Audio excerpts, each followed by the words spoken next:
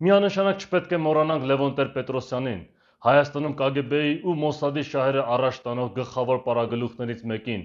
ումից ծնվեցին այս մյուս 3 ղեկավարները։ Նա ներկայիս Հայաստանի Հանրապետության կոռուպցիայի հիմքը դրեց եւ ամեն ինչ արեց, որ Հայաստանը չդառնա դե ֆակտո անկախ ու իսկական ազգային պետություն, որը կախված չի լինի Ռուսաստանից։ Սա երաշխավորեց, երբ նրան հաջորդեցին իր աշակերտները, ովքեր տարբեր ձևերով շարունակեցին նույն ապազգային ու հայրենադավ քաղաքականությունը,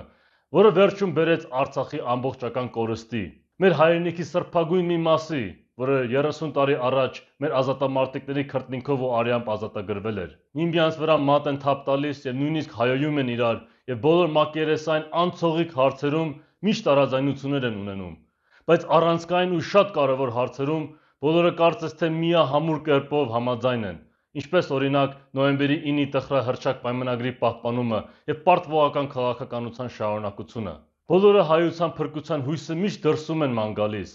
ոչ թե փորձում են դաշնակիցներ փնտրել, այլ հովանավորողներ, ովքեր իբրև կգան ու մեր փոխարեն մեր հողերը կպահեն։ Ոչ մեկը չի փորձում նախ եւ առաջ մեր մեջ մարտական ոգին նորից վերականգնել եւ հայ ազգին կրկին անգամ ուժի գործոն դարձնել,